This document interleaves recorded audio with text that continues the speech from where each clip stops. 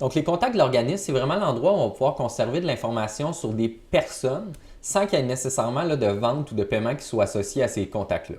Donc, dans le cas de la popote roulante, ça pourrait être des proches aidants de nos clients de la popote roulante qui pourraient être liés directement à même la fiche de notre client pour accéder rapidement à ces informations-là. Aussi, ça pourrait être aussi des individus pour lesquels on voudrait conserver de l'information au fil du temps par des notes évolutives ou des plans d'intervention psychosociale, comme vous pourriez voir là, dans d'autres formations qui sont disponibles sur la plateforme.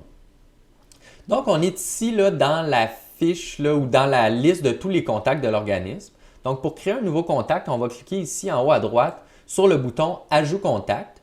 Donc, lorsqu'on va cliquer sur ce bouton-là, on va arriver ici là, dans un formulaire de création de contact. Donc, vous voyez ici, j'ai pris un petit peu d'avance.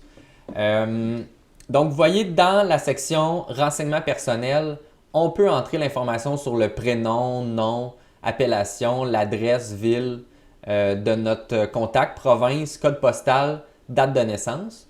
Si je descends un petit peu plus bas, on va avoir la section vraiment pour contacter notre personne. On a ici le numéro de téléphone, courriel, la langue de communication. Vous voyez, on a code et on a également type là, juste ici.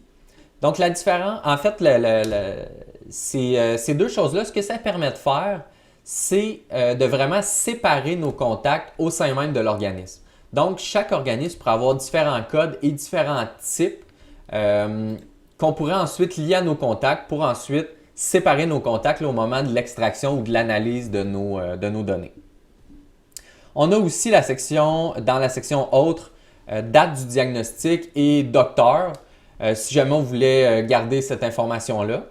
On a aussi la section questionnaire où on a, là vous voyez dans ce cas-ci, il y a seulement inscrit question, question, question.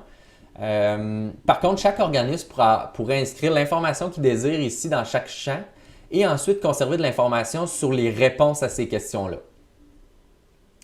On a aussi la section contacts liés où il est possible de lier des contacts entre eux directement. Donc, si j'inscris ici, là, on peut faire une recherche et ensuite sélectionner notre contact et il va se lier directement. À noter aussi qu'il est possible de lier là, plusieurs contacts entre eux. Si je descends un petit peu plus bas, on a la section groupe. Il est possible aussi, là, vous voyez, il n'y a pas de groupe de créer actuellement dans cet organisme-là.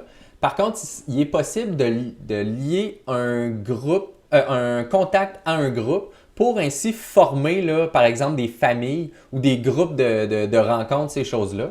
Donc, ensuite, ça va être possible de facilement lier ces groupes-là à des plans d'intervention ou bien à des notes évolutives. Donc, toutes ces choses-là pourront être vues là, lors du visionnement des formations qui sont aussi disponibles sur la plateforme.